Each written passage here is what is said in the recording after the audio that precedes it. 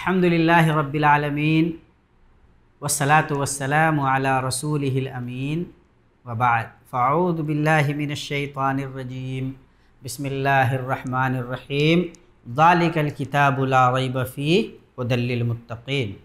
معزز ناظرین، خلاصہ قرآن کریم کی اس محفل میں آپ کا استقبال ہے۔ اللہ پاک نے ایک پارے کے اندر جو بنیادی ہدایات دی ہیں، ہم ان پہ غور و فکر کی نگاہ ڈالنے کی کوشش کرتے ہیں۔ اللہ پاک کی کتاب کی ایک ایک آیت اس قابل ہے کہ ہم ان پہ باضابطہ غور و فکر کریں اور روشنی حاصل کر کے اپنی زندگی کو سنوارنے کی کوشش کریں۔ یہاں بنیادی ہدایات پہ توجہ دیتے ہوئے کوشش یہ کی جا رہی ہے کہ ہم اپنے آپ کو قرآن کریم سے جوڑ سکیں، اپنا رشتہ اللہ پاک کے کلام سے مضبوط کر سکیں اور اپنی دنیا و آخرت سنوار سکیں۔ آئیے 7ویں پارے میں اللہ تبارک و تعالیٰ نے جو بنیادی ہدایات دی ہیں ان پہ غور کرنے کی کوشش کرتے ہیں۔ اس پارے کے شروع میں یہود و نصارہ کے بارے میں تفصیل بیان کی گئی ہے۔ ان میں یہود کا طرز عمل کیا ہے اور نصارہ میں کتنے کچھ لوگ اچھے بھی ہیں، یہ وضاحت بھی اللہ تبارک و تعالیٰ نے کی ہے۔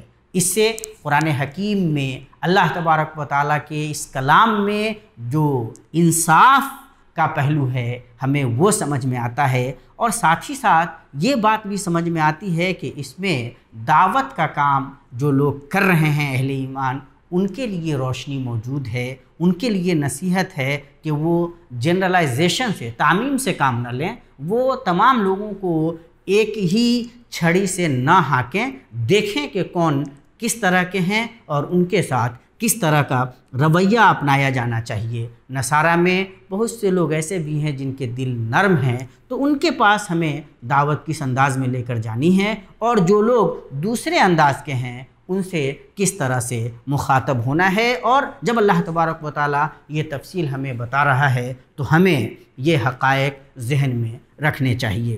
ساتھ ہی اللہ تبارک و تعالیٰ نے اہل ایمان کو یہ حکم دیا ہے کہ وہ پاکیزہ چیزیں کھائیں، اللہ تبارک و تعالیٰ کی حلال کردہ چیزیں کھائیں، اور اپنی طرف سے کسی چیز کو حرام نہ کر لیں۔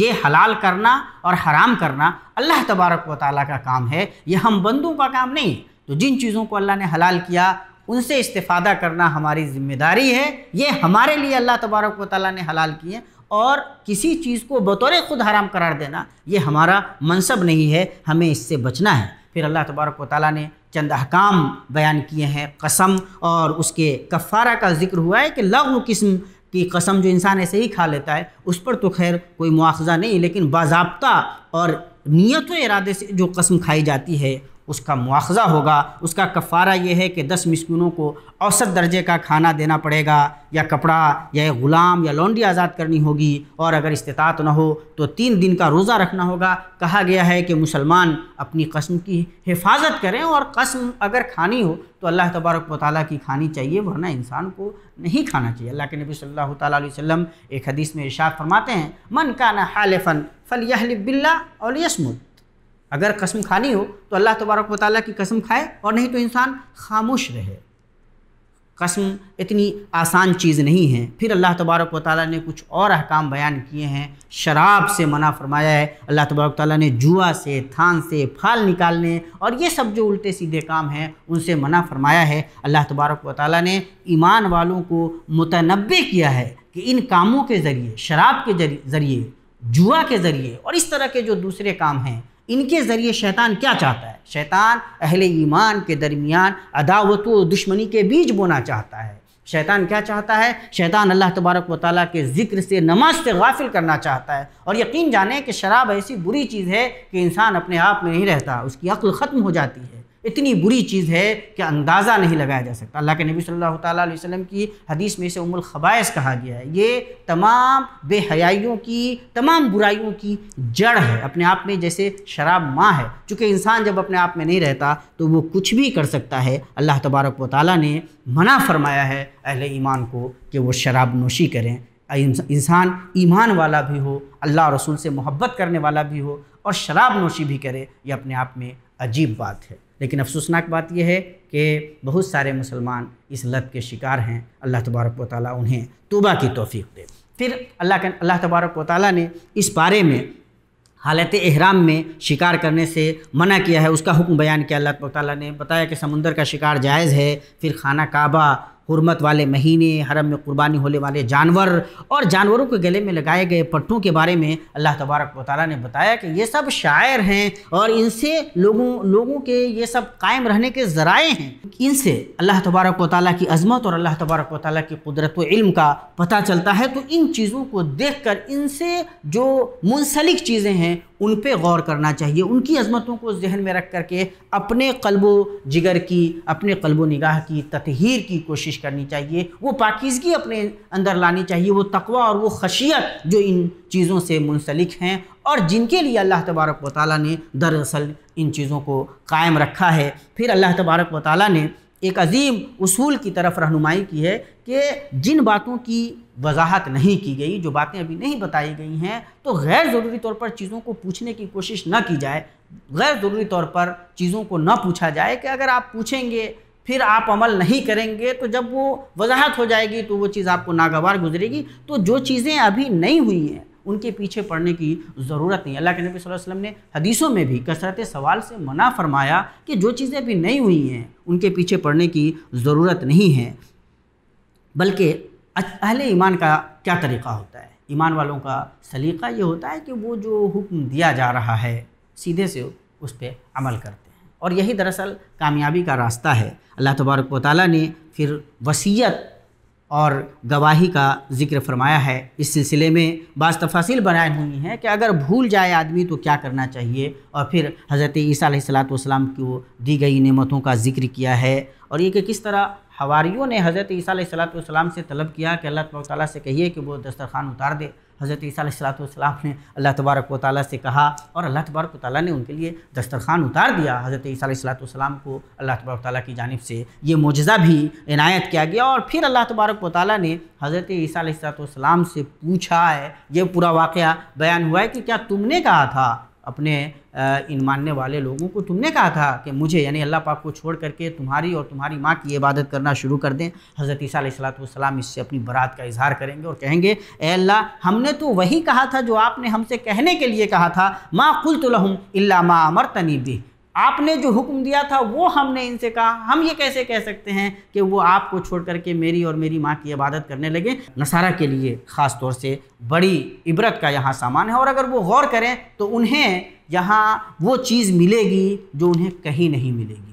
قرآن حکیم میں اللہ تبارک و تعالیٰ نے حضرت عیسیٰ علیہ السلام کی جو تفصیل بیان کی ہے، جو حقیقت حضرت مریم علیہ السلام کی بیان ہوئی ہے، وہ حقیقت اور وہ سچی تصویر دوسری جگہ کہیں ملنے والی نہیں ہے، اور یہ صحیح تصویر ہے۔ اور آج بھی جو صحیح نصارہ ہیں وہ جانتے ہیں کہ حضرت عیسیٰ علیہ السلام کی اصل تصویر کہاں ہے، اصل عظمت جو ان کی ہے ان کو کہاں بیان کیا گیا ہے، اور خاص طور سے جب ہم اہل کتاب سے بات کریں تو یہ حقائق ہمیں پیش کرنے چاہیے۔ پھر سورہ نام ہے، اس میں توحید کی تفاصیل بیان کی گئی ہیں اور سمجھایا گیا ہے کہ بغیر اللہ کی مرضی کے کچھ ہونے والا نہیں۔ انسانوں کو چاہیے کہ اپنی ہر ضرورت اللہ تبارک و تعالیٰ ہی سے طلب کریں۔ اللہ تبارک و تعالیٰ ہی ظاہر و باطن کو جانتا ہے، اللہ تبارک و تعالیٰ ہی مصیبتیں دور کر سکتا ہے۔ وَإِن يَمْسَسْكَ اللَّهُ بِضُرٍّ فَلَا كَاشِفَ لَهُ إِلَّا هُوَ وَإِن يَمْسَسْكَ بِخَيْرٍ فَهُوَ عَلَى كُلِّ شَيْءٍ قَدِيرٌ۔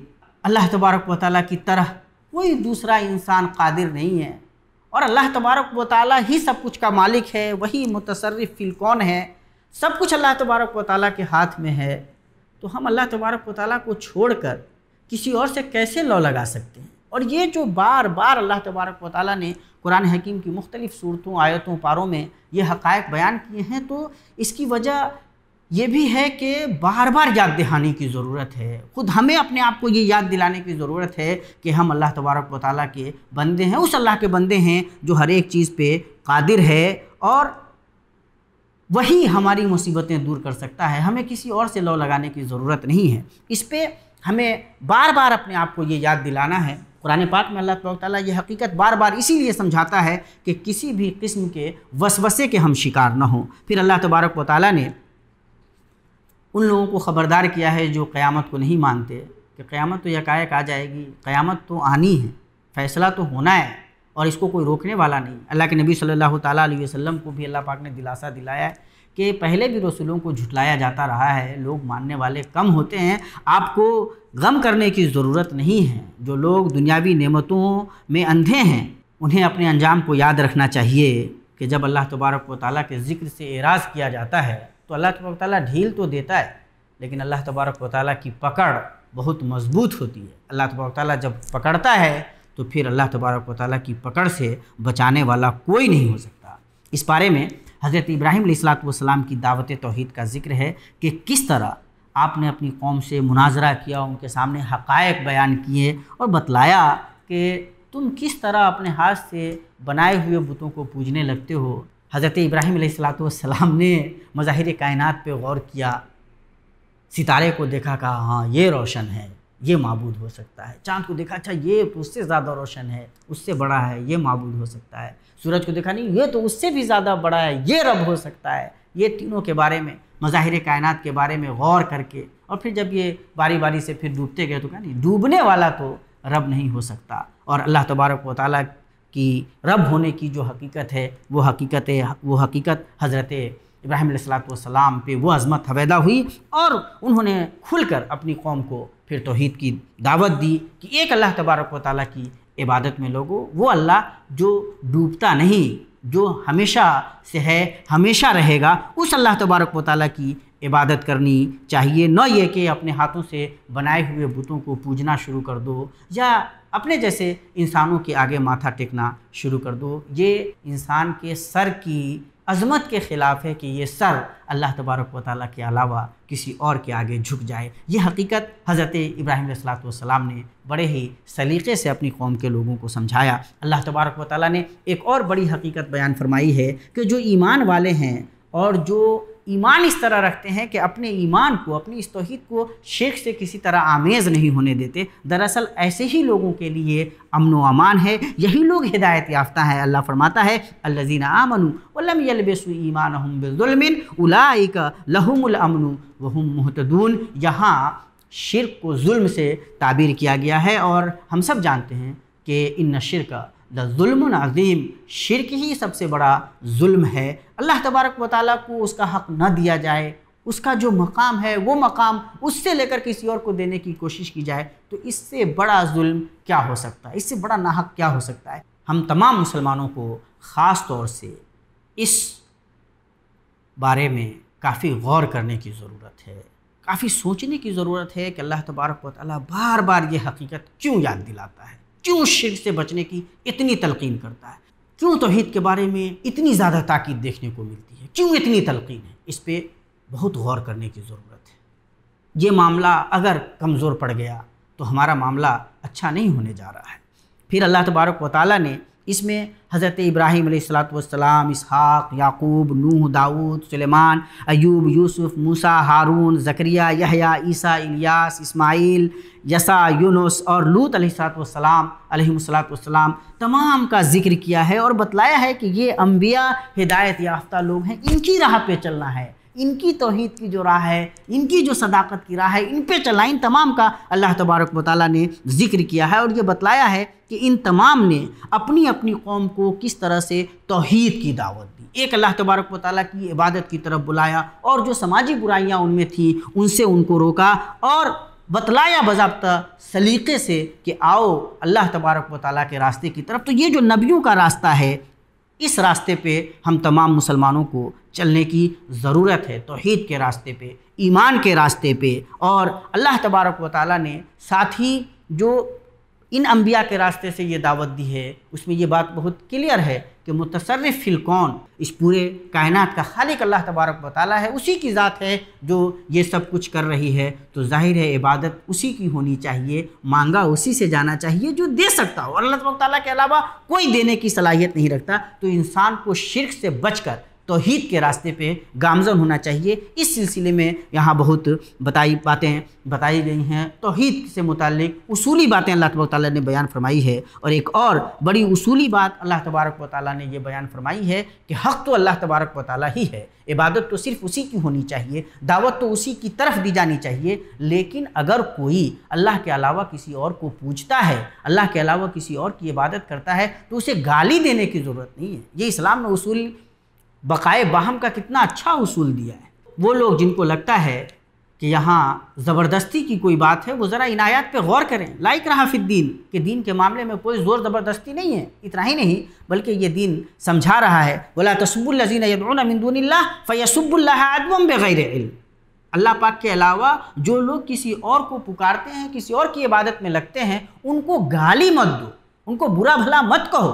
اگر آپ یہ غلطی کرو گے تو وہ بھی نادانی میں اللہ تبارک و تعالیٰ کو گالی دینے لگیں گے۔ تو اصول دیکھیے کتنا اہم دیا گیا کہ بقائے باہم کے لیے ایک جو پیسفل کو ایگزسٹنس ہو سکتا ہے، اس کے لیے یہ بہت ضروری ہے کہ ایک دوسرے کو گالی گلوچ کی زبان سے مخاطب نہ کیا جائے، معبودوں کے بارے میں الٹے سیدھے انداز میں تبصرہ نہ کیا جائے، اور آج کی دنیا میں اس اصول کی بہت زیادہ ضرورت ہے۔ اللہ تبارک و تعالیٰ سے دعا ہے کہ اللہ تبارک و تعالیٰ ہمیں ان حقائق پہ عمل کرنے کی توفیق عطا فرمائے۔ یہ جو بنیادی ہدایت دی گئی ہیں ان کی طرف توجہ مبذول کرانے کی کوشش کی گئی۔ اللہ تبارک و تعالیٰ ان روشنیوں سے ہماری زندگیوں کو منور کر دے۔ اقول قولی ھذا واستغفر اللہ لی ولکم ولسائر المسلمین فاستغفروہ انہ هو الغفور الرحیم۔ والسلام علیکم ورحمۃ اللہ وبرکاتہ۔